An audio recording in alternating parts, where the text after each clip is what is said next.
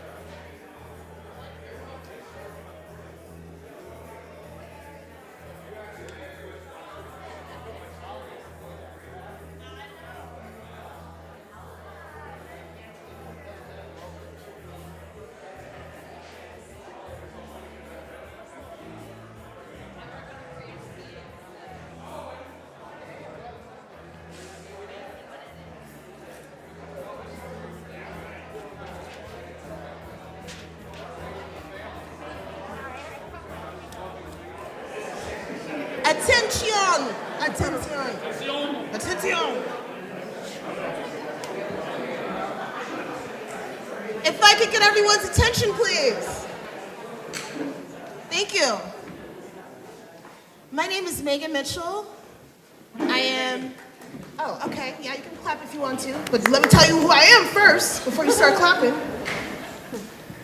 I work here at the San Francisco Standard, directing events. Before I really get into it, I want to first thank my friend Amy Bailey. Amy, where are you? She's back there. If it weren't for Amy, I would not have met Jay Blakesberg. Thank you, Amy. Amy is the general manager at the Fillmore. How did you have a microphone already? I'm still talking. See this man? Okay. I want to thank you all for being here. This is Into the Mystic, Historic Rock Palaces. I met Jay Blakesberg, like I said, because of Amy, who manages and the general manager of the Fillmore Auditorium. I was looking to do an event that talked about live music in San Francisco. I am a San Francisco native. I was born and raised here from Bayview. And when I was 16 years old, I worked at Virgin Megastore, and that started my obsession with live music. I was the youngest one working there, the only black one working there, and it was pretty amazing. It was an amazing experience. So this exhibit means a lot to me. And what even means more to me is having Ben Fong-Torres here. My goodness. Where is he? Another San Francisco icon. We also have, and please forgive me, Jerry, if I say your last name wrong, Jerry Pompili, right? I said it right? That's it. I got it? Okay, great. All these people here, all these people here right now to talk about this wonderful exhibit, talk about the history of live music in San Francisco, and I just want to thank you for being here. If you have not already, I know you're all social media people, please pull out your phones and follow on Instagram, on Twitter, on anything you can, SF Standard, at SF Standard. If you post photos, add us. Let people know you were here tonight and that we do events like this. I want to again thank you so much for being here. Also shout out to our chief editor. He loves when I do this. Jonathan Weber over there. And we're going to start the show. Jay, take it away. Thank you. Real quick, so thanks to Meaghan and the Standard for doing this. As Meaghan said, so Amy messaged me and said, hey, I've got this good friend. She works at the Standard. She wants to do this thing, music. And I came here and I met with Meaghan and I said, I have this idea of this exhibit that I've wanted to do for a while. And, I'm a geek and I grew up in New Jersey and we read about the Fillmore and the Fillmore East and the Fillmore West and Winterland. And these were all places that existed before I got to the Bay Area and I started shooting here. I did shoot in the Bay Area for the first time in '79, but Winterland was gone. And so all of these kind of historic rock palaces are part of my history and for what I've done as a photographer. So I pitched this idea and they thought it was a great way to do this event. So Meaghan said, can you get Ben Fong-Torres? And I said, yeah, Ben owes me a favor. Still do. Ben has an incredible new documentary out about him. What's it called again? Like a Rolling Stone? Like a Rolling Stone, the story of Ben Fong-Torres. Title. And the main photo for the movie poster is a photo that I took, and so that was the favor I called in on Ben. But anyway, I appreciate that. So Ben is our moderator tonight. Jerry Pompili, dear friend. Let Ben introduce him, and so take it away, Ben, and thank you all for coming. I want to say one more thing before I go. See this QR code over here on this wall underneath Bill Graham? Scan that with your phone. Okay, and you'll get a free downloadable NFT that'll live on your phone in your digital wallet. So you've all heard about this new craze with NFTs. This is your chance to get your first free NFT by scanning that QR code that's under that picture of Bill Graham. And next year it'll be worth $100,000. Well worth your $15 investment, I think.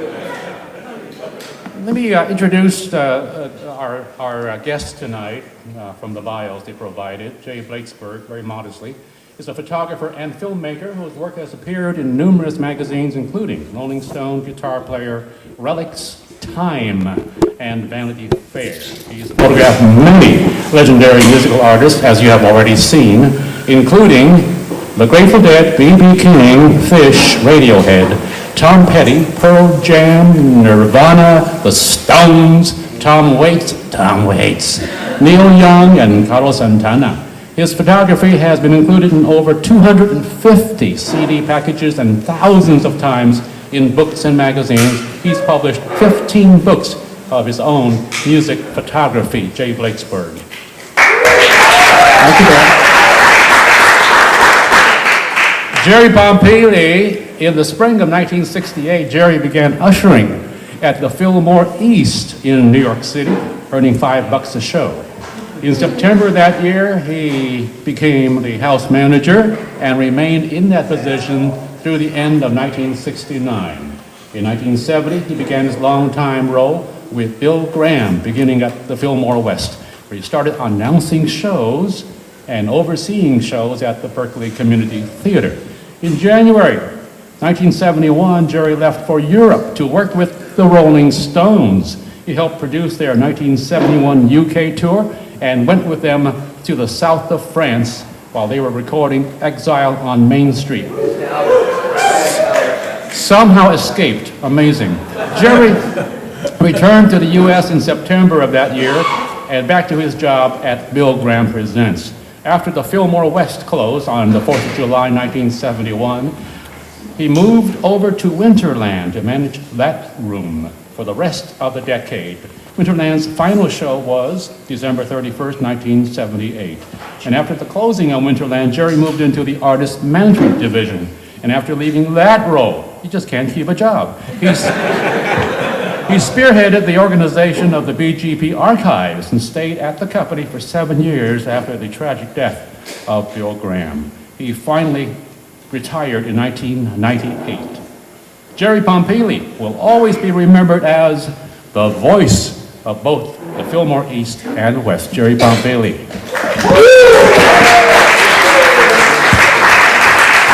And I'm Ben. I worked at Rolling Stone, KSAN, and have a bunch of books out. And that documentary, Just Between You and Me, is going to be on a major streaming site within a couple of days. That's all I can tell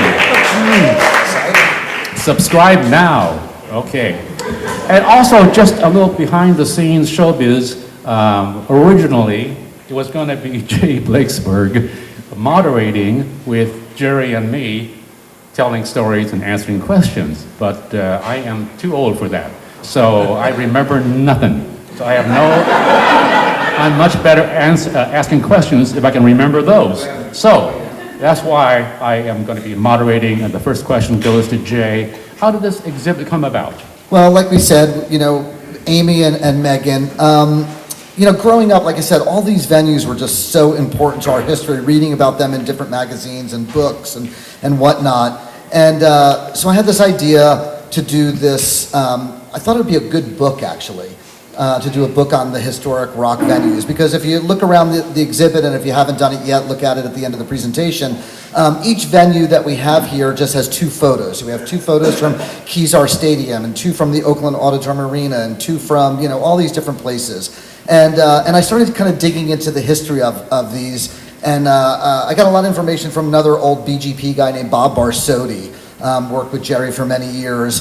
And I interviewed him during the pandemic. There was I did a talk show online called Photos with Stories, where I interviewed mostly photographers, but I interviewed Bob Barsotti, and it was just such a fascinating thing to hear him talk about, like, Kezar Stadium, for instance, right? So as the venues were exploding and the crowds were getting bigger, they do these concerts at Kezar Stadium, which is like a stone's throw from houses in the Haight-Ashbury, which is why they really couldn't do them there anymore. And I think it was maybe the snack benefit in 75 where there were sort of mini riots going on.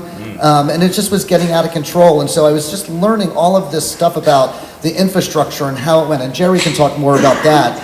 But from a photographic standpoint, for me, I had access to all of these archival photos. I have a company with my daughter called Retro Photo Archive.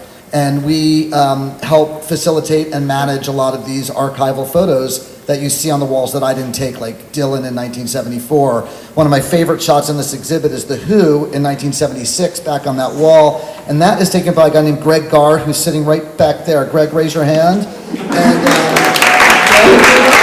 Greg is a brilliant photographer, and I'm actually doing a coffee table book of his street photography in San Francisco in the 1970s, which is incredible. So, we discovered these photographs, and I just thought this is an opportunity to make a very cool exhibit with archival photos and my photos. So Greg has the Who one, I have more of the recent stuff. Elizabeth Sunflower has like the one of Bill Graham over here, which is taken on the day that they closed Fillmore West, July 4, 71. The Mick Jaggers, also an Elizabeth Sunflower, and then another photographer here in town named Alvin Meyerowitz did like Dylan and Neil Young and Led Zeppelin, George Harrison, Neil Young with Crosby and Nash. So I just thought this was a great opportunity to just kind of bring all of these photos together and help tell the story.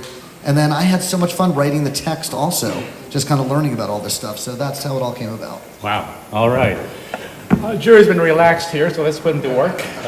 Do you go far back enough to be able to tell us something about what the concert promotion and production scene was like in the, say, the early 60s into what we consider to be the 60s? Okay, first let me start off with a quote from Grace Slick, which was, "At the time, no one told me I was supposed to be writing this shit down." That was for people like you, Ben. What was it like, promotion? As Chase and you said from the bio thing, I started out as an usher. I was good. I was good as an usher. I should have stayed there. Jerry, Less responsibility. Did you get Danny Sherritt's seat as an usher? No, Danny started out as my assistant in 1975. As I told him, he would get me coffee and sharpen my pencils. It was great, I get bored very easily in different jobs, so it took, I think, 6 months, Danny, for me to give you my job? Less than 6 months, yeah. And as they mentioned, I've been in all these different aspects of the concert production business. Stuff that isn't mentioned is, I fired all the light shows in San Francisco and put in concert close-up stuff.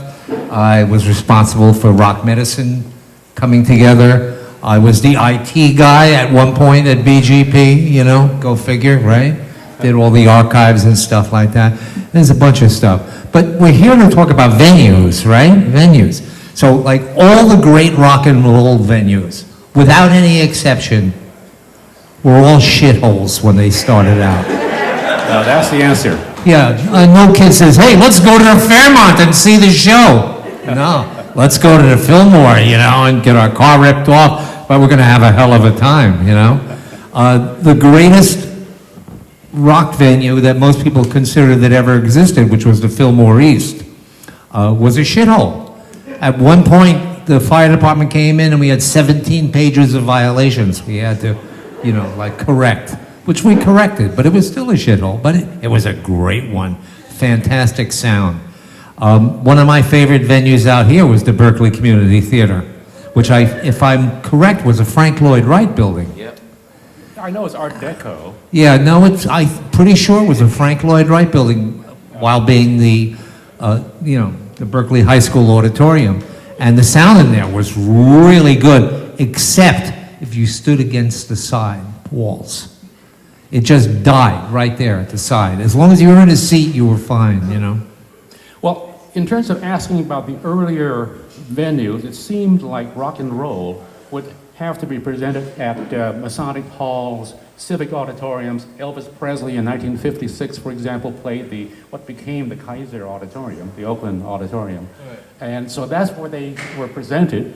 Often the promoters were fly-by-night and just jumping from one town to another. And often they just rented PA gear as the sound system. And so it was not even. If you go down to the Cow Palace and you look at the picture of the Beatles on stage in 1964, besides 3 little amps and a drum set, they're singing the vocals through the house PA system. Not that anyone could hear it anyway, because everyone was screaming in the audience. If you look at that photo over there of the Greek Theater, the bottom one from 1967, taken by a guy named Dave Seabury, who lives over in Berkeley, and Dave couldn't make it tonight. There's 2 little speakers on the side. Like that's an 8,500 seat venue. I'm sure that those speakers were probably good for about the first 200 people in the venue. So insufficient sound, which was a big problem. Yeah, bands didn't travel with their own PA system. The first band to actually do that was The Who. They traveled with their own PA system, and then the Dead got into it for a while too, building all that weird shit that they do. But The Wall of Sound. I remember when I did the 71 Stone Store in England, the entire show fit into one 24-foot truck. The PA was a WEM sound system. You can look it up, it's like nothing. It's like really nothing. But hey, we were playing small rooms, so it didn't really matter. And again, comparing yesterday to what happened in the mid to late 60s, concert promoters were not well known, or they didn't want to be well known probably. They were not personality. It took someone like Bill Graham to become a real showman, an entrepreneur, a man of his times. I think he was sculpted in part by the changes of the times, but he also brought his own character to it. Right, he was a theatrical person, so, sound and lighting were really important to him. In New York, he brought in Bill Hanley. Out here, there was McCune Sound, and there was a few others that we would rent and do, and I don't think we ever actually built our own PAs. We probably even just rented them or bought them. And I forget the point I was trying to make. Let's get a new point. What were you up to when you got that ushering job at the Fillmore West? What was your aspiration at that time? Well, I had started out at the Anderson Theater, two blocks down the street, working for this guy, Tony Leck. And when there's a whole chapter in the Bill Graham book about Tony Leck and Bill Graham with me in the meeting at this restaurant in New York City, where Tony thought Bill was moving in on him, and actually Bill was inviting him to join him because he liked the way the whole production ran. And boy, the Anderson was a real shithole. I mean, anyway, everyone left. When Bill opened up the Fillmore, the entire tech crew jumped. I stayed with Tony because she was a friend of mine until the night of the first show at the Fillmore East with Big Brother and the holding company. And when I found out that Tony had printed up a couple of thousand counterfeit tickets to the Fillmore's first show and distributed them around New York, to me that was like crossing the line. So I left, and I knew everyone at the Fillmore, and I eventually got a job there as an usher. Then they fired the house manager, and they had spent like a month looking around, and they wanted to go up to Broadway and bring someone down and Bill said, no, we don't have to do that. And Kip Cohen, who was the director, said, why? He says, well, because that usher has been running things since we fired the house manager, so let's give him the job, and that was it. Wow, all right. Speaking of beginning of a career, what about you, Jay? How did you become a professional photographer? So I started taking pictures when I was in high school in 1978. And my first photo ever published in print was in Relics magazine in May of '78 after a hot tuna show, or actually a Yorma show at the Capitol Theater in Passaic, New Jersey. We followed Yorma's limousine into New York City, and he stopped at a delicatessen in Midtown, and we went in there to get his autograph, and I think he signed a $10 bill for us, which we spent in the deli. And then I said, hey, Yorma, how about a photo? And I got a photo of him with this big shit-eating grin with his gold tooth. If you've seen this photo anywhere out there, it's the exact reason why they always told you to never drink anything backstage at a Hot Tuna concert that was already open, that was given to you, because you would end up looking like this. And so I sent that photo to Relics magazine, letter to the editor, and they published it. And nowadays we're published every 2 seconds on social media, but back then, being in print and being 16 years old was like a big deal. And so it was pretty inspiring for me. And then about a year later, in September '79, I was asked to submit a couple of photos of the Grateful Dead playing up in Rochester, New York, for a review that was being done in the Aquarian Weekly, which is like a free weekly like the SF Weekly, The Guardian. And I got paid $7.50 each for 2 photos, $15 total, and I was almost famous. You were a professional. I was professional. Did Relics pay you? Relics didn't pay me for the letter to the editor, but eventually Relics started paying me. I think their rates were about $15 a photo back then. But that's how I started. My first big break came from Rolling Stone magazine when U2 did the free concert in downtown San Francisco at Justin Herman Plaza. I had already been sending Rolling Stone's photo editor, Jody Peckman, photos for about 6 or 8 months. And it was one of those weird things, catch-22. She's like, well, Jay, we like your photos, and they're exactly what we use, but we can't use you because we've never used you before, right? Oh, wow. It was one of those things. And then when they heard that the U2 thing was happening, she had my name. I was actually just walking out the door because K-Fog had just announced it on the radio, and I was walking out the door, and the phone rang. I was going to jump on BART and just go in and take pictures because I was just shooting whatever I could to figure out how to be a music photographer. And she said, hey, Jay, it's Jody Peckman from Rolling Stone. I have your big break. I need you to go shoot the U2 show, go to the Hyatt Regency, go meet this guy named Roger Clark, who worked for BGP, is the marketing, advertising guy, publicity guy. Little Roger. Little Roger and the Goosebumps. Famous for the Stairway to Gilligan's Island. And he gave me my pass, and I shot it, and that was the first photo of mine that was ever published in Rolling Stone. That was November 11th, 1987, and since then I've done about 300 assignments for Rolling Stone magazine. Well, one of my favorites is, as you mentioned, for the wound up on the cover. It wasn't shot for the cover. My compilation book's called Not Fade Away. There it is. And that's my photo on the cover of that. That's Paul Kantner at the 20th anniversary of the Summer of Love, 1987, in Golden Gate Park. Golden Gate Park. Yeah. Wow. About what, 25,000 people? Yeah, maybe more, yeah. Well, one of the things we see, aside from the stunning photographs of artists, and then drawing back and looking at, remembering the venues, the wide range of places where people played, is the increasing sizes of the arenas as time went on. It began in clubs and churches and small 500-seat venues probably, or old movie theaters. How do you chart yourself the growth of the sizes of the venues? Well, first of all, you have to look at how the promotion business worked in the late 60s and early 70s. And the man responsible for it was the agent Frank Barcelona. Because what he did was he gave the major producer, promoter in each market basically a monopoly. So Bill had the Bay Area, Don Law had Boston, Aaron Russo had Detroit, the Belkins had, Columbus and Cleveland and stuff like that, and it was that way all around the country. And the advantage to that was, and people don't realize it at the time, the advantage to having a monopoly in the market is you don't have to bid against anyone else with a price for the band. So ticket prices could be kept low. If any of you were around in the 70s here, you never paid more than $5 for a show at Winterland,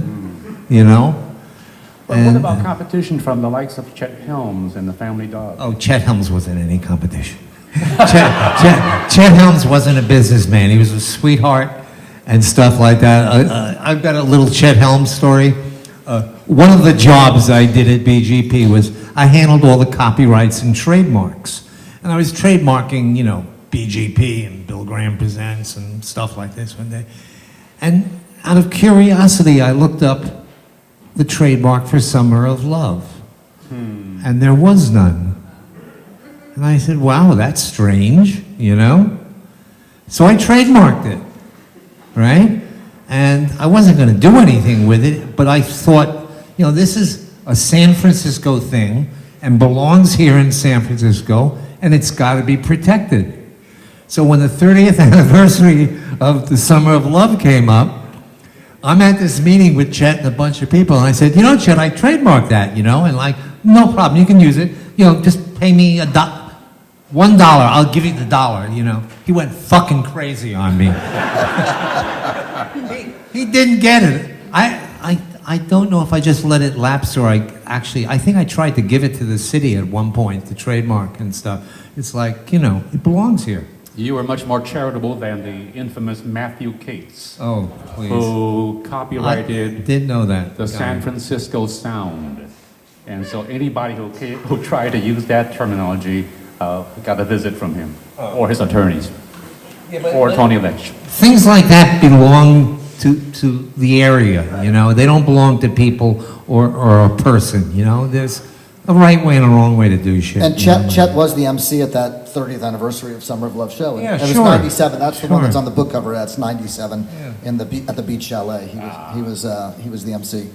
Besides the changing sizes of the venues, Bill Graham, for example, went from the Fillmore to the Fillmore West and then became Winterland and then larger arenas and then stadiums. Yeah, well, it went from Winterland to Cow Palace and Oakland Arena, and then starting with the Kezar shows in '73, it ended up in Oakland Stadium outdoors for the Days on the Green. Right. I mean, bands wanted to make more money, and so you had to put in more people. It made for a terrible experience for, a concert. It was like, it's kind of sucked, to be there in a field with 55,000 people trying to watch your favorite band. You ended up watching it on TV on a big screen. But for $5, it didn't matter. Unlike a show today, that's $500 for a ticket for Elton John or Paul McCartney or something like that. Besides the increased audiences, there had to be some challenges for the photographers. Different venues, different strokes. So by the time that I really started shooting, most venues, anything that was big, had a photo pit. The Fillmore Auditorium here in San Francisco sort of went back and forth. I feel like in the last at least 10 years or more, Amy can answer that, it feels like there's a photo pit barricaded almost every show. But I remember getting there early and waiting online or getting into a show early so I could be up front. I am short, and so I had to be right on the stage. I remember being at a Duran Duran show at the Fillmore and being crushed against the stage by all these screaming girls. My pelvis hurt for days because I was just like crushed against it, standing on a milk crate. I prefer shooting smaller venues because I like to be up close. All photographers have different styles. Some people like shooting with long lenses. I like shooting with the widest lens I could be and as close as I could be to that artist. And I think part of the reason why I'm a music photographer is because I'm in front of everybody. Like, I am as close to that music as you can possibly be beside the artist. If there's a photo pit, we're the first, we get it first, right? We're right there and kind of capturing that. And so I think looking at pictures at Winterland, there was no photo pit, right? So either you had to have access like a Jim Marshall or, somebody like that, or if you're Greg Garr shooting, you're in the audience and Greg's tall enough that he could probably get a little bit above people. But I've looked through a lot of his photos and there's a lot of heads in shots and things like that. Tennis shoes that were this high. Tennis shoes, high heel tennis shoes. They get knocked over by the crowd. But, all those famous Greg shot Queen and the Sex Pistols and, the Who and, at all the different big venues, and there was no photo pit. He was in the audience. But even Jim Marshall, he had the access and he had to shoot from on stage, because if you're backstage hanging out, in a venue, backstage shooting pictures there, and then the band goes on, you can't make your way to the front when everybody's crushed against the stage. There's a picture over there of Jerry Garcia from New Year's Eve that I took in 1979, and that was at the Oakland Auditorium Arena, which is now the Kaiser, like you said. And there was no photo pit. You just had to wait online, go in, run up to the front of the stage, get your spot, and you were just leaning on the stage. And so, bigger rooms, bigger challenges. Like that stage at Kezar, that thing looks like it's 15 feet high, right? Like you can't shoot in a pit. Every photo that I've seen from people shooting looking up, it's like looking straight up to a skyscraper. Anybody that's in the audience shooting that, except for the photos that are on stage. Bigger rooms, more challenge for sure. And nowadays, a lot of these artists like McCartney or Elton John, these people that are now in their 70s and getting to be 80, they make you shoot from the front of house. They make you shoot from the soundboard, right? So you're 100, 150 feet away. I shot McCartney from the photo pit. I shot U2 from the photo pit. Now all these artists make you shoot from 100, 150 feet back, Elton John, all of them, and it's just not even worth it. The one exception, of course, was Jim Marshall, because Jim would stick his ass on stage between the band and the audience, which is like, no one wants to watch Jim Marshall's ass, At his memorial service at the Great American Music Hall, the one thing I said, hey, Jim Marshall threatened to kill me 4 times. Twice he threatened to shoot me, and twice he threatened to run me over with his car. Anyone have any more threats than me? And no one raised their hand. I found that weird. Those are true stories, Jim. So we have two people back here that are longtime Bill Graham Presents people. We have Rita Gentry, who's jumping up and down, and she has something important to tell us. Bill is talking for me, and you guys are like sitting here talking about shooting, which most of the people in the back can't even see you guys because you're so comfortable on that couch. But there's chairs that are up there that if you sat on those chairs, all the people in the back could like see you guys. You can go get them. Absolutely. Terrence, are you still here? Ever the producer, yes. There you go. Jerry, besides being a house manager, and of course later on the voice of the Fillmores, you were also at some point doing talent scout work. Is that correct? And what did that entail? Yeah, well, when I moved into the management thing, I used to get bored like very easily, so I would just walk into Bill's office and say, I don't want to do this anymore. And he would say, what do you want to do? And I said, oh, I don't know. I've been helping bands out. Maybe there's someone we can do something with. And the first one I actually scored with was Eddie Money. Now, And in the John Glatt book about Bill Graham, he says that Bill sent you to the Fab Mab to audition a young singer. Is that about right, or is that wrong? Mabuhay Did Eddie Money actually audition for you at the Mabuhay? No. They want us to sit on these. Okay, I didn't get that. Oh, you can't see us. Where's my follow spot anyway? Come on. Sorry, I'm not Here union. you go, Ben. I'll just stay right here. That's all right.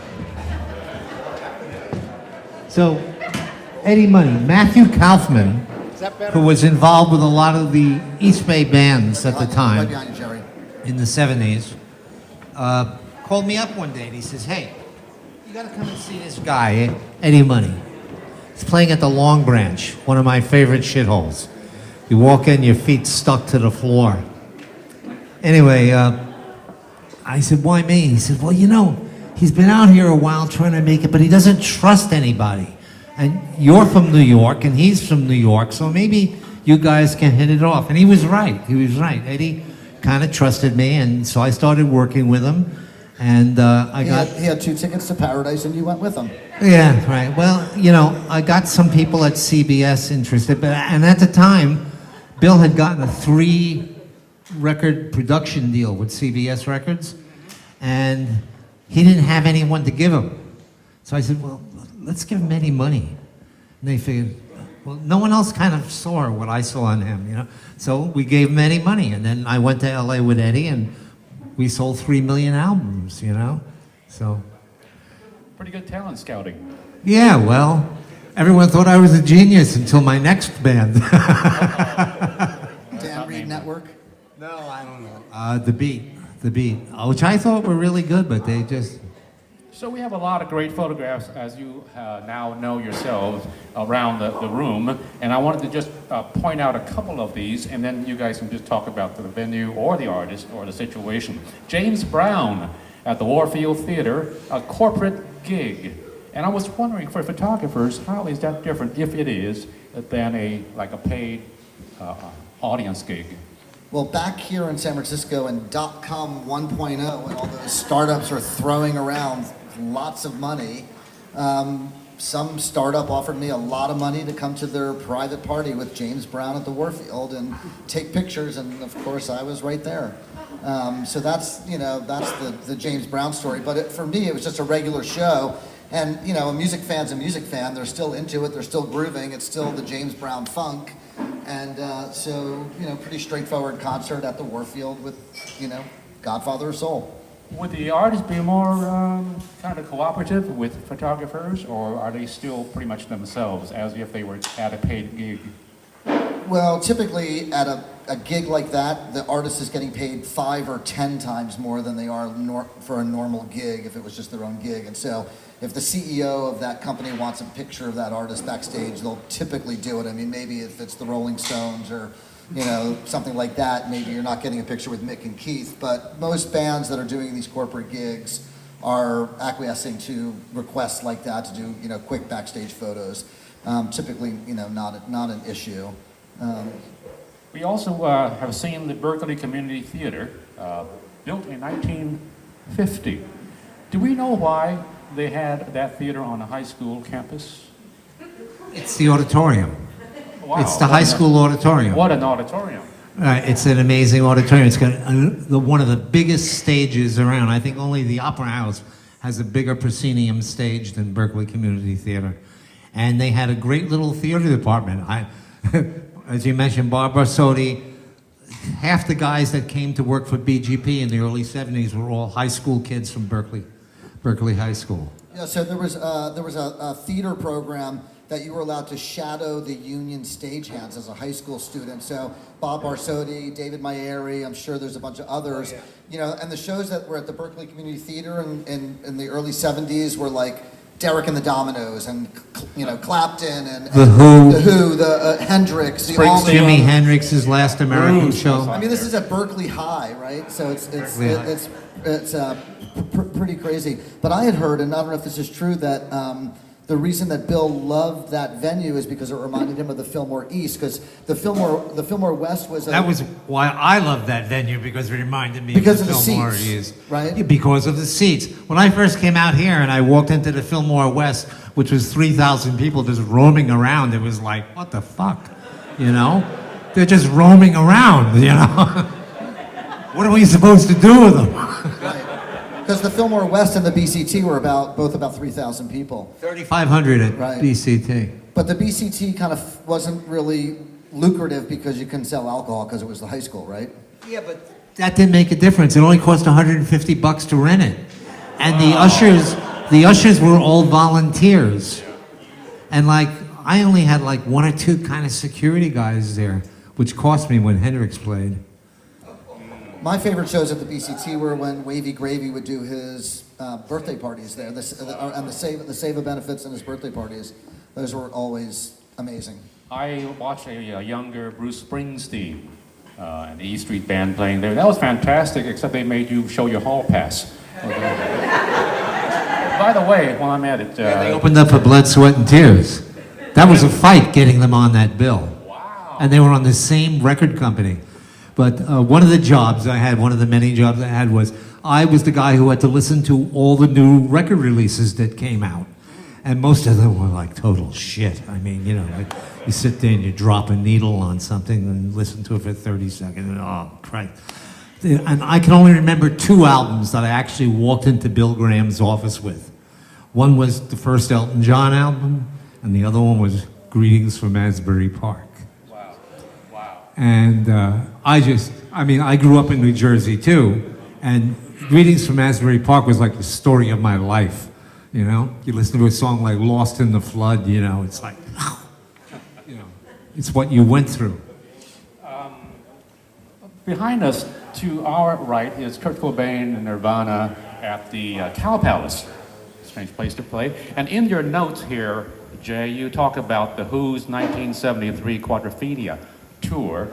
Can you tell us that anecdote about? Yeah, so when the Who played there in '73, Keith Moon passed out at the show, and I believe that... I happen to be videoing. Okay. I've seen pictures of you on stage videoing at the Cow Palace. I have a picture. I'm going to find that and show it to you. Happen to be videoing that show. But what did they do? They said, does anybody in the audience know how to play drums? And a high school kid got up and finished the show on drums for Keith Moon with the Who, All the right? songs. That's all he ever did for the rest of his life. Right. But did you need to do anything else after that? Right, yeah. And the Nirvana shot, that was a benefit that was in '93. You were probably there. You probably emceed it. That was a benefit for rape relief for when the Bosnian Civil War was going on. And it was Nirvana, a band called L7, and the Disposable Heroes of Hypocrisy, which was Michael Franti's band before Spearhead. So that was an interesting bill. Again at the Cow Palace. By the way, Jerry Pompili has a new book coming out called World Almanac of Shitholes. Be sure to watch for that. Huh? Is that why you're paying Ben more money than me? For this? Exactly. He's funnier. He also has a funnier name. It's weird to me that in 1974, in November, George Harrison returned to the Cow Palace with his Dark Horse tour. I followed that tour. It was one of the most, that's the one story for which I got the most hate mail, because George was not in good shape. And even Bill Graham, who tends to be protective as he can be of the artists that he presents, said, wow, it's not going good. You know, his throat is shot, he over-rehearsed, he's being arrogant and unbending about opening with the, Ravi Shankar, and you know, Indian music is wonderful, but a lot of rock fans were there to see Beatle George, and he would not give it to them. Were you with Bill at that time? Oh yeah, I was with Bill, but I wasn't involved in any of those tours. But I can tell you about Bill's first meeting with George Harrison at his house in England, when he went to talk to him about doing the tour. George invites him out to his house to have dinner with him. They come into this dining room, and he lives in this, you know, he's a Beatle. He's got a monstrous place. And it's got one of those long tables and stuff. And George is sitting at one end, and Bill is sitting at the other end. And some people come out serving the food, and there's no knives and forks. And Bill just sits there, and he's looking at George, and George reaches down with his hands in the Indian tradition and starts feeding himself. So Bill says, Bill is left-handed. I don't know if you understand what that means. George went crazy when Bill started eating with his left hand, because that's the one you use to wipe your ass.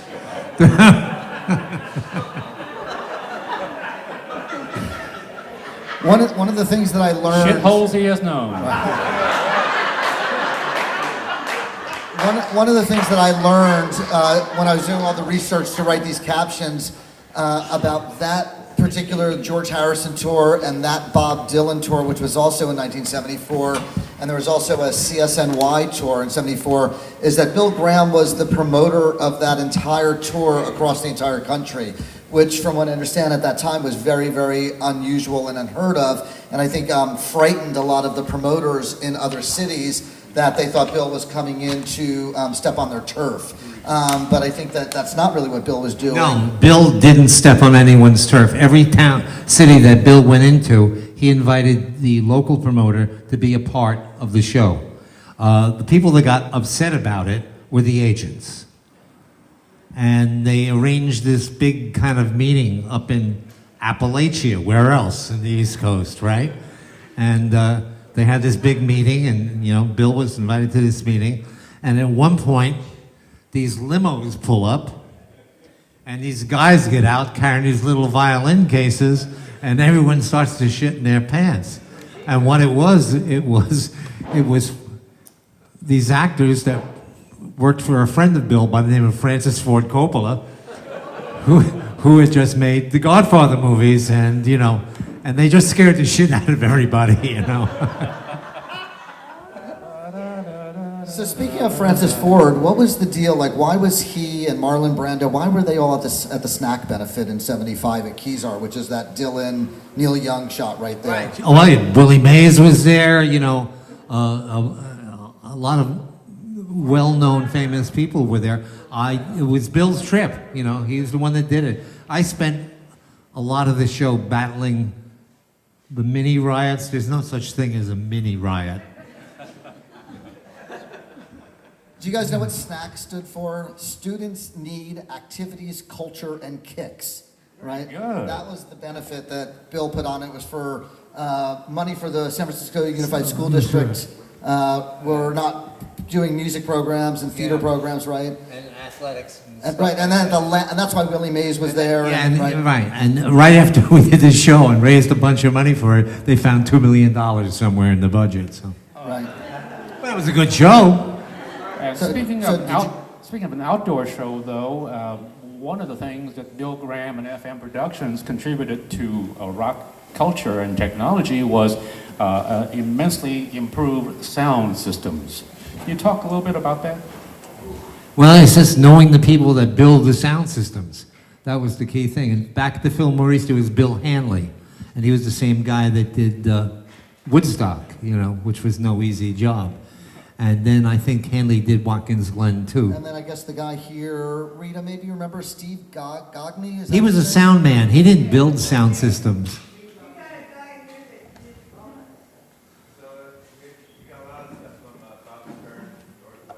What? Art? Bob Stern worked for Crosby, Stills and Nash. Yeah, right. There were all these different sound companies that you could rent, but we didn't own any.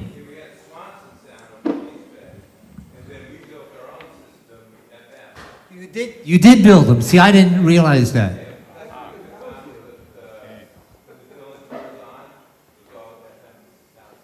So FM was building sound systems for Dylan on. Yeah. Arthur was working this there. This is Arthur Rosado, and Arthur worked for Bob Dylan in the 70s and 80s, and also is a amazing photographer and video director, and shot at the Fillmore West and built Berkeley Theater. And thank you for coming tonight, Arthur. We appreciate you being here.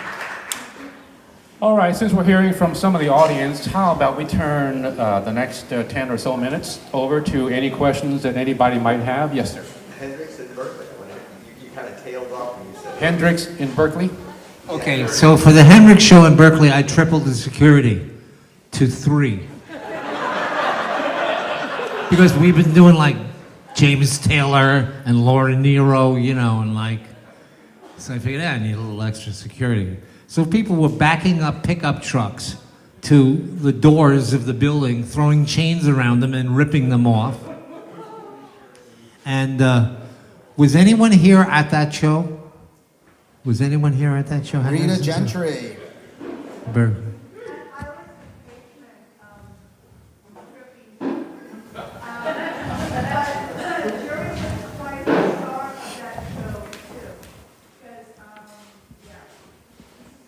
So that was one of the shows in the early 70s where people didn't do their own production, so you could do shit, you know, that you thought was kind of cool, and they didn't care, you know. So what I did for the Hendrix show was Barry Imhoff, who worked in an office, owned these paintings. They were like 8 feet on his side, and they were headshots of like John Lennon, Paul McCartney, and Jimi Hendrix. I said, cool, I'll take the Hendrix painting, and I'll hang it on the stage from a pipe, put a scrim in front of it, light it with some scoops and stuff like that. And at the proper time during the show, we'll let it, you know, just kind of float there over the audience and stuff. So, of course, the shit hits the fan at the show, and I'm worried about a lot more things than doing this thing. And at one point when we were hanging it, I thought it was kind of too bubblegum. I didn't think I wanted to use it.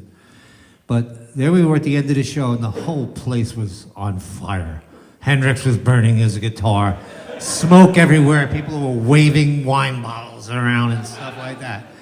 And I went back by the light board, I forgot who was running the lights at the time, and I said, okay, fade out the colored scoops on the scrim and bring up the whites shining on the painting. And we had the head float through all this smoke for maybe 5 or 10 seconds, and then we faded it back out and went away. And to this day, whenever I run into someone from that show, I say to them, so did you notice any kind of special effects thing during that show? And they go, no. I said, you know, like a giant head? And they go, giant, I thought I was tripping, you know? See, that's the perfect special effect. Hey, Ben, I have a question for you. So Ben was the first editor at Rolling Stone magazine, music editor at Rolling Stone magazine. So you're at ground zero. You're at the Fillmore, you're at the Fillmore West, you're at Winterland. I've seen pictures of you in the audience at Creedence Clearwater, at Oakland Coliseum. That wasn't me. Maybe it was that guy that was in that movie, Almost Famous, That's right. that played Yes, you. right. So my question to you is like, what did you guys think down here, I guess on Bryant Street, Bryant or Brannan? We were on Brannan first. Right. And then 3rd and Townsend. Yeah. So you're on Brannan, you're here in San Francisco, Jan Wenner's, you know, you're building this magazine empire, you really are the voice of the generation at that point. You know, what was it like for you to be going to all these concert venues and watching this whole thing explode? And also someone who grew up here in the Bay Area in this, you know, Asian community that was far away from the counterculture of San Francisco. Well, I was half fan, half journalist, I would say. And that started at SF State, where became editor of the daily paper, and a lot of people visited, including Bill Graham and Chet Helms, who would religiously come out and staple their posters around the campus, around Hayakawa, in his office too. What year were you at State? 62 to 66, and then I did a grad year in 67 to edit the paper. And so we had Grace Slick with Great Society playing outside the men's gym for a free concert. The summer, as I was about to become editor, I was walking across the quad and heard Big Brother rehearsing with their new singer from Texas. So that was part of the scene. We had blues and jazz festivals with hyphenated bands, so that we had, for the blues festival, the Chambers Brothers would perform.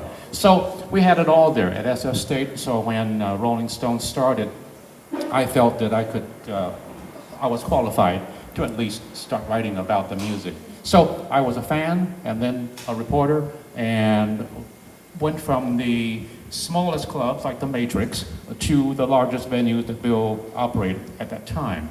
And it continued on like that. I tried to be objective, but quite often just the fan side of me took over.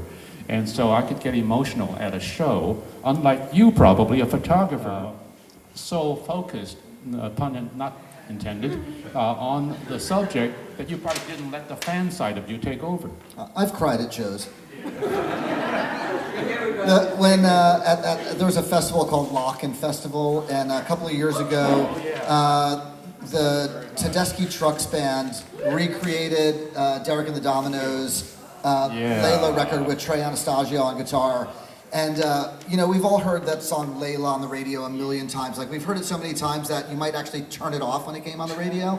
And when Derek Trucks started doing this slide solo during that song, I started crying. It was the most incredible thing that I had experienced. It was just so mind-boggling to watch them do that whole record from start to finish with Derek, Trey, and Susan. Really, people always say, what are your top 5 shows, top 10 shows? And that's definitely one of them. Yeah. So, but anyway, I want to go back just a little bit on you. So when did you leave Rolling Stone? What year is your last year at Rolling Either Stone? 80 or 81. So you had a whole decade, the whole 70s. You were, I was there. Right. And then on weekends, I had this other little gig at KSAN as a DJ.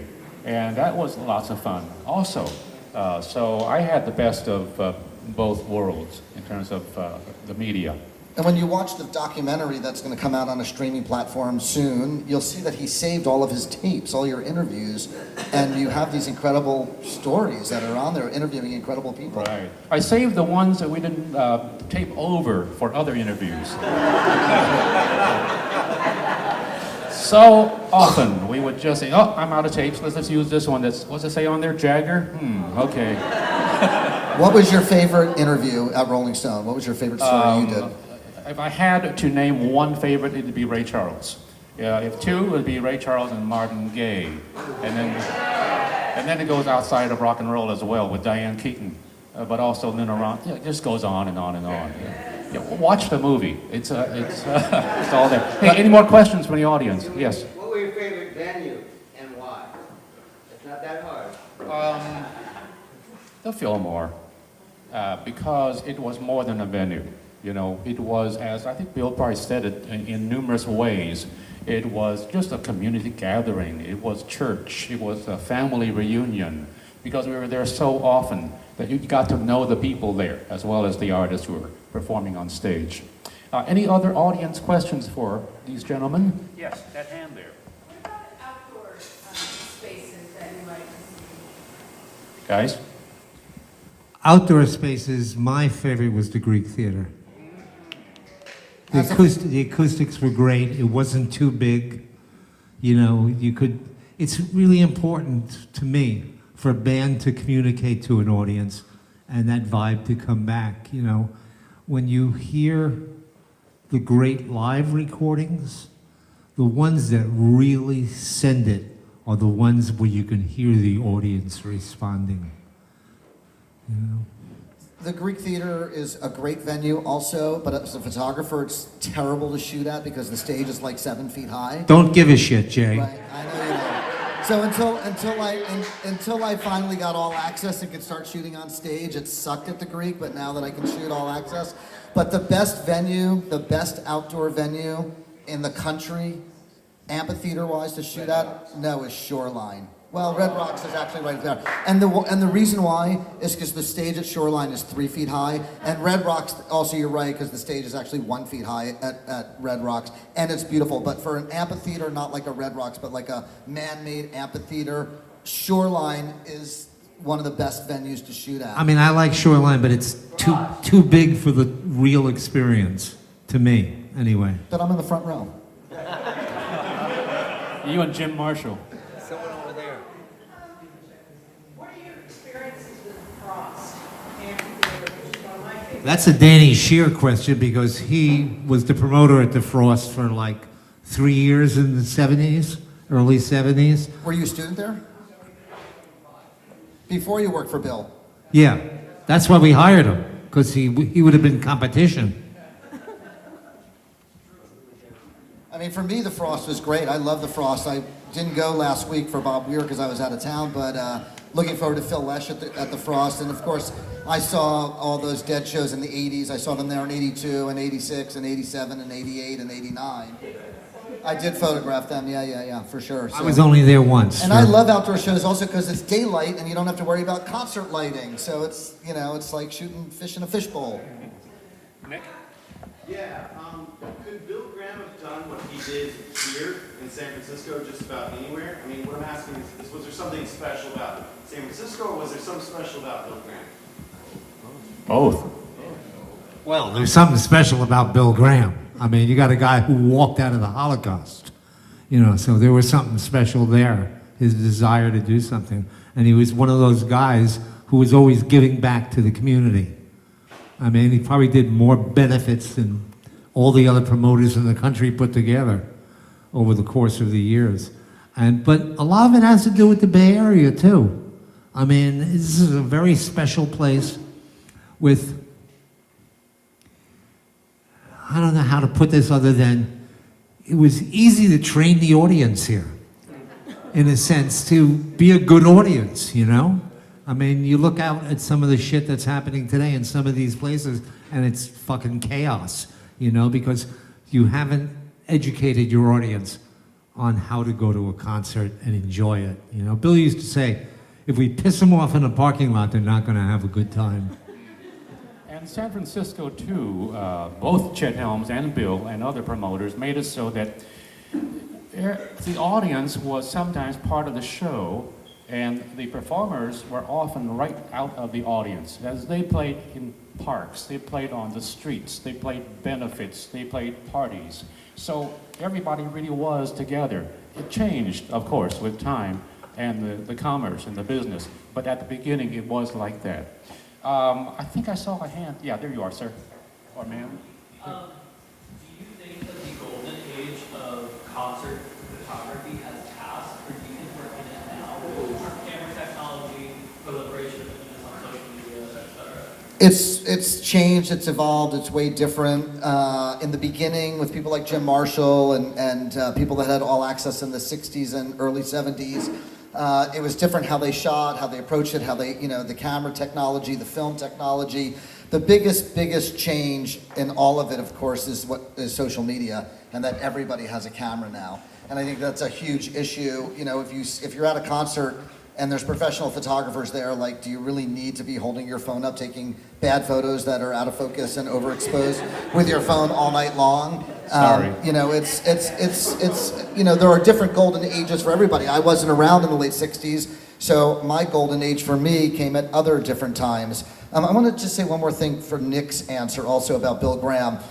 Just an example of a Bill Graham thing. So when Nelson Mandela got out of prison, he did this tour around the United States and was not going to come to San Francisco. But because of Bill Graham, Nelson Mandela came to San Francisco and did this event at the Oakland State. I wasn't there, but things like that only Bill Graham could do, I think is what made San Francisco such a unique concert experience. And the spirit of Bill continued on with the people that worked for Bill after Bill was gone, and the people that he trained and the people that he worked with, because they had that mentality from learning from Bill and learning from the best and the most unique individual. An excellent book about Bill Graham is Bill Graham Presents by Robert Greenfield, so you might look for that. Sir. Hi, Jerry. Talking about benefits and the later years, basically, you were not just the voice of the Fillmore or Winterland, but you were also the MC of the Bridge concerts, which was a real staple of the Bay Area for many, many years, very special to a whole lot of us. And you were right in the middle of all that. I wonder if you could speak a little about the Bridge and maybe about Bill and BGP's involvement in benefits in general. Okay, the Bridge School. So I wasn't there for the first two Bridge schools. I guess I was somewhere else. The first one I think was at Oakland Auditorium, and then the second one was at Shoreline. And then the only other time I missed it was 1995, which was the year I got married, which was that weekend. So I didn't go to the Bridge School that weekend. Right? But we would go on our anniversary every year. Anyway, the Bridge School. The Bridge School was a unique place. Greatest show of the year, every fucking year. Greatest show of the year. The first time I did it, something came up, and I walked over to Neil Young, and I was going to talk to him about it, and he looked at me like I wasn't even there, and I figured, okay. And I turned around. I found his wife, Peggy, who was instrumental, and that's who I would talk to all the time. I'd meet with her before every show. We'd go over what we were going to do. I was going to go over what I was going to talk about, what I wanted to talk about, make sure I didn't cross any lines and stuff like that. And then about 10 years later, I think it was the year that the Dead played, I'm standing on stage in the wings, and there's his voice behind me. And I turn around, and it's Neil, and he's talking to me about the show, which I found really strange after all this time. And I said to him, I said, Neil, you know, this is the first time in like 10 or 12 years that you've talked to me. He said, really? I said, yeah. If you do it again, I'm not coming back. And ever since then, you know, we had a kind of rapport. And he's a funny guy. We used to do a thing with the hats at the shows all the time, you know. Your hat and his hat? Oh, yeah. Who had the best hat on the show? I'm pretty sure that's where I met you, was at the Bridge School. I shot 27 of the 30 of them. Oh, yeah. So I'm pretty sure that's where I met you. Right. And usually the winner of the best hat at the show is either Neil or me. One year was Ben Harper. Who?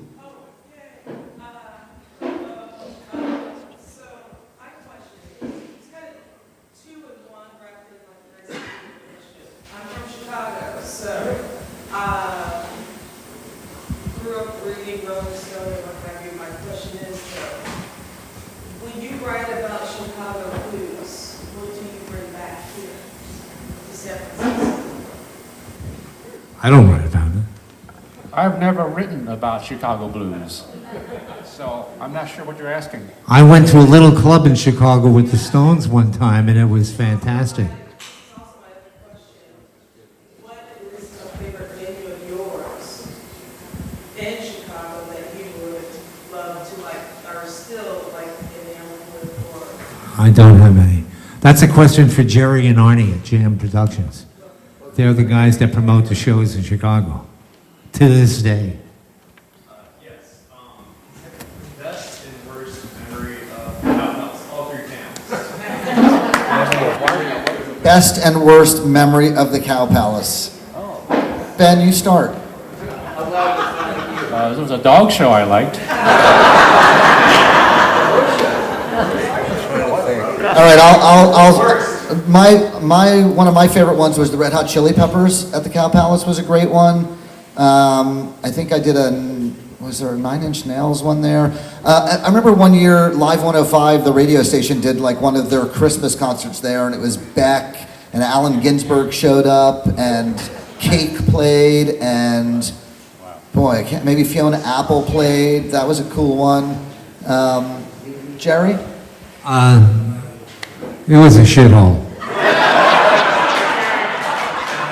You know, it was like,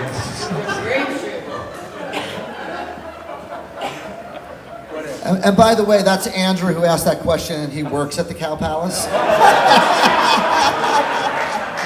He knows his shitholes. Yes. Yes. So, speaking of shitholes, I assume that that was a factor in why Bill Graham shut down Winterland at some point? Shit was falling out of the ceilings, you know, and we didn't own the building. It was the Ice Follies people that owned the building, and they're the ones, I think, they sold it. I think that's exactly what happened. I was happy. I was so tired of that place. We have time for one last question or one last Hell's Angels story. Maybe both. Yes. I want to talk about her thing about outside of San Francisco, because there is other places outside of San Francisco. And I'm from Virginia. I just moved here 4 years ago, and 2 of which were COVID. And I've gone farm mate, I've gone a lock-in. I'm from Charlottesville, and so I would like to know. I know like when summer concerts hit on the East Coast, like people go crazy, and tailgating is a whole thing. And then I went to the Bobby show here the other night, and I was like, where's all the tailgating people, you know? So I just want to know, like, how do the crowds differ? And do you find that this crowd on the West Coast, maybe because weed's legal, that they're more like chill? We on the West Coast, we've done way more psychedelics than them, and we're way more groovy than they are, so that's pretty much explains it all. So, hey Ben, I have a question for you, real quick. Almost Famous, the movie. Yeah. There's a guy that plays you in that movie. How accurate is the portrayal of you? They got my shirt right. Greg Garr has a question. He took that Who photo that's in the back there. Last question. Last question. But, I grew up in San Francisco. I was at the Human Being at the Polo Grounds, Polo Field. First time I saw the Dead was in the Panhandle in late 1966. I didn't even know who they were, but they were doing It's All Over Now, Baby Blue. And I said, that's a Bob Dylan song. And I love The Airplane. I love Big Brother. I just love the San Francisco sound.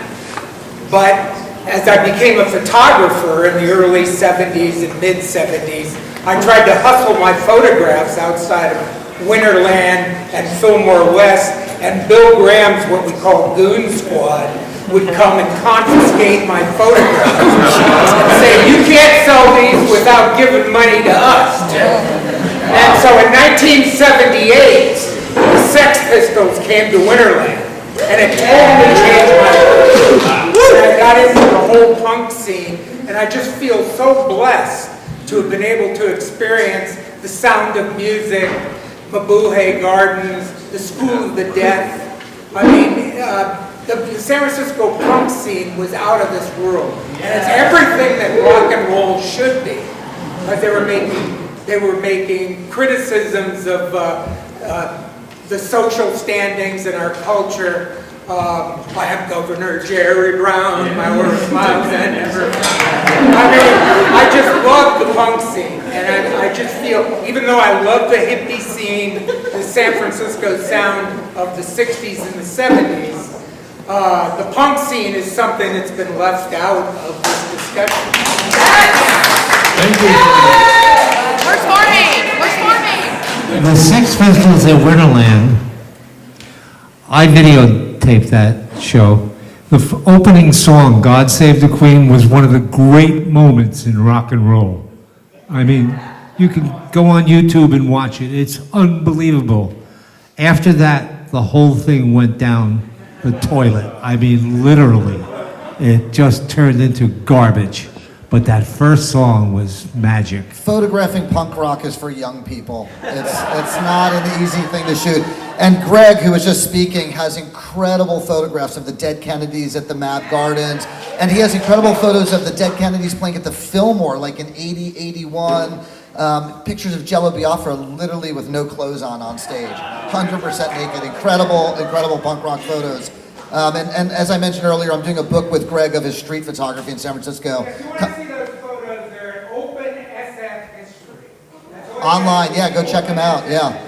And before we end, one last thing. Don't forget to. Cover up a naked Java biography. Yeah. Don't forget to scan the QR code over there to download your free NFT digital collectible of Mick Jagger. It takes you 2 minutes to do it. You put in your password and an email and you get it. And it's 3D and it's super cool and we worked on it really hard and you'll love to have it and look at it and show it to people. Thank you to Jay Blakesberg, Jerry Pompili, Ben and San Fong-Torres. Francisco Standard. Thank you very much. And here's Meaghan. Thank you so much. Thanks, everybody. Thanks everyone for coming. Please hang out, check out the photos, eat some of those tacos.